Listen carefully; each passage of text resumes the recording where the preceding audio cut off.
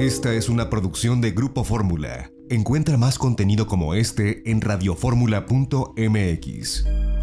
La economía obviamente va a ser un tema que nos tiene que interesar y ocupar todos los días del año que inicia, pero hay 5 temas centrales que a juicio de José Luis tenemos que conocer y entender. ¿Cuáles son estos, José Luis? Pues mira, yo empiezo primero con las vacunas, Eduardo. Es altamente improbable que las vacunas, como tú ya lo apuntabas, ya se están aplicando, vayan a ser la panacea por las consecuencias económicas que la pandemia ha generado. No solo está este problema, sino que el coronavirus sigue extendiéndose con una gran fuerza en todo el mundo.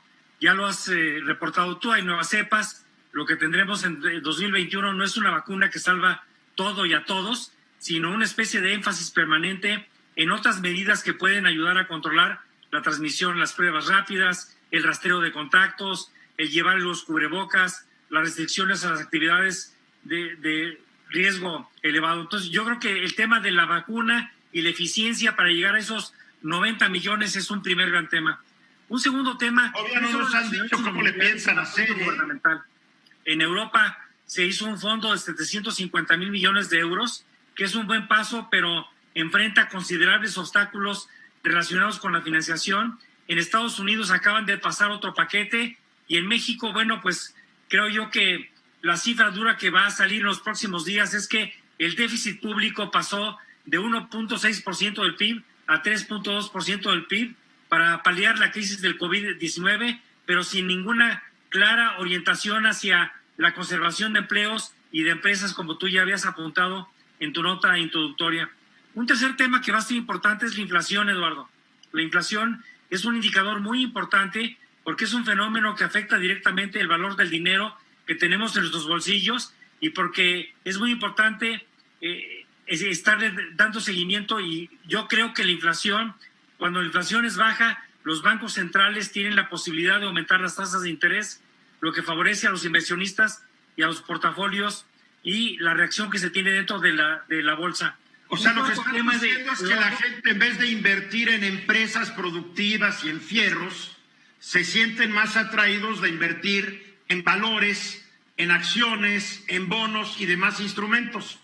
Exactamente, que es mi cuarto tema, el comportamiento del valor de las acciones, que hay que recordar que son de rendimientos variables, que se llama de renta variable, y en la voz de algunos analistas ya hemos visto que los incrementos de los valores accionarios del 2020, que fue en la segunda parte del 2020, aparentemente no tienen plena justificación, y este va a ser uno de los temas centrales en el 2021, porque pinta para que los rendimientos de las acciones superen de manera clara a los rendimientos de los bonos de deuda, por lo menos en el 2021.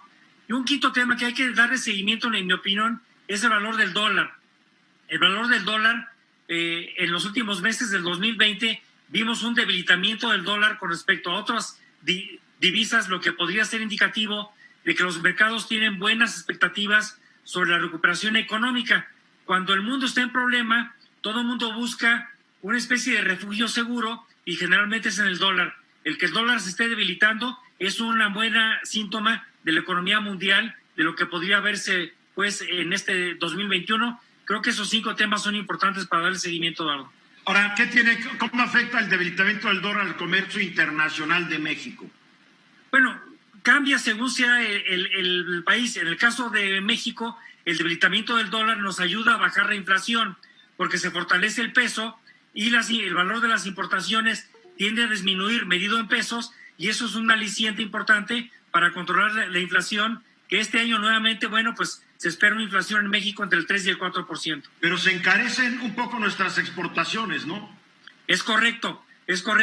Tiene una doble cara. En el mundo de las exportaciones hace que los productos hechos en México sean más caros, medidos en dólares, y evidentemente presiona la balanza comercial por lado de las exportaciones. Pero en el tema de la inflación, reitero, es un dato positivo, puesto que pone en control el valor de las importaciones, y como hemos visto desde alimentos hasta muchas manufacturas, las importaciones ya de México y su integración, sobre todo con América del Norte, es muy importante. Muy bien. Luis Ernesto.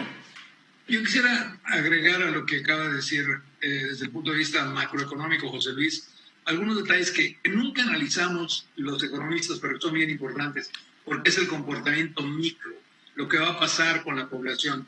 Una cosa que también deberíamos de añadir a lo que acaba de decir José Luis es cómo se va a comportar el consumidor en general, en México en particular, una vez que salgas de este encierro de prácticamente un año. Es decir, a pesar de que seguimos diciendo que hay muchísima gente que está afuera, hay también muchísima gente que estamos, como decimos en México, guardados. Esta gente que ha estado prácticamente sin consumir, que son los que tienen la mayor capacidad adquisitiva del país, que tienen la mayor cantidad de recursos, ha estado ahorrando prácticamente a lo largo de los últimos 9 meses.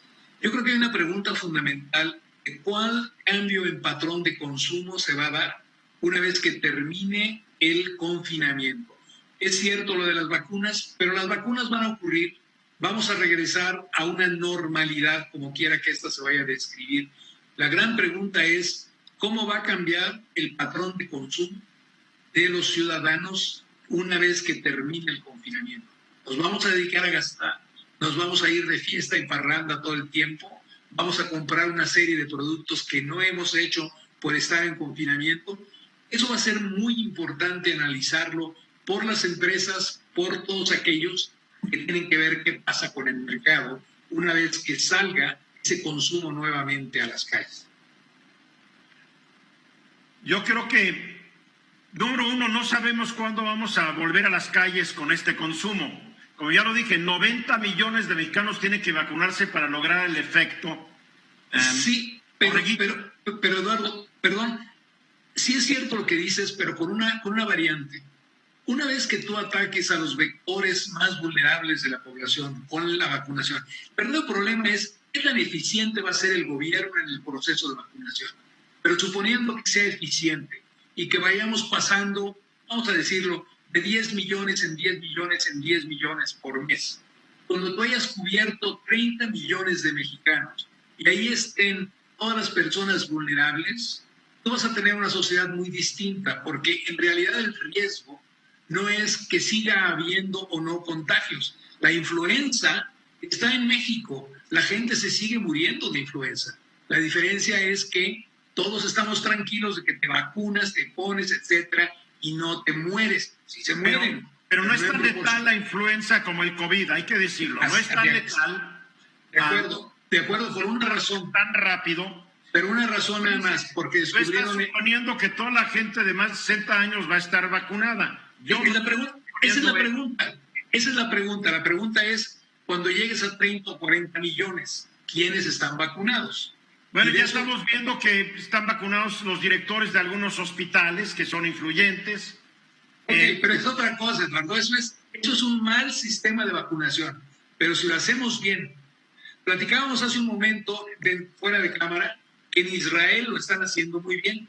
¿Sí? En Israel ya tienen el 20% de la población vacunada. En México el 0.2%. Y la gran pregunta que nosotros tenemos que hacer hoy es, ¿cómo le hace México para hacer lo mismo? Y ese es el gran problema que tiene el gobierno, que no tiene un programa de vacunación adecuado. Cuando tengamos ese programa de vacunación, vamos a resolver y vamos a seguir. Y eso va a cambiar el patrón de consumo, porque me queda claro, pero yo no estaría apostando al corto plazo. No, pero son 6 meses. No, yo creo que es un poco más. Yo creo que estamos viendo al 2022, mi querido Luis Ernesto. Esto es lo que yo iba. Creo que hay un análisis... Me gustaría que fuera mañana. De que realmente las vacunas van a estar disponibles para todos a partir de septiembre de este año. Y entre septiembre de este año y junio del año que entra es cuando se va a lograr 90 millones o inmunidad de rebaño en México. El tema de la vacuna no solo es problema, y el caso de Israel creo que es la excepción, pero por ejemplo en Estados Unidos a estas fechas han vacunado poco más de 4,5 millones de personas y se suponía, de acuerdo al programa del presidente Trump, que ya hubieran llevado 20 millones a estas fechas y no lo han podido hacer. Biden se ha comprometido a 100 millones sus primeros 100 días y aparentemente sí se podría hacer, de acuerdo a declaraciones este fin de semana de Anthony Fauci. Pero en el caso de México se ve tremendamente complicada la logística. No solo es el tema de que no están las vacunas, sino la logística de entregar las vacunas. Arriba de 60 años de edad hay más de 15, 20 millones de mexicanos que quién sabe cómo le van a hacer para vacunarlos a todos. Pero es Yo un no sé problema cómo de... lo van a hacer porque desde que anunciaron su primer plan, se la viven anunciando que van a anunciar un plan. Todavía la semana pasada el presidente dijo que les va a pedir que nos digan cómo, cuando supuestamente ya nos habían dicho cómo. Por eso nos molesta que esté López-Gatell en Huatulco, ¿ok? No, a mí me molesta por otras cosas, mensaje. Esta fue una producción de Grupo Fórmula. Encuentra más contenido como este en radioformula.mx.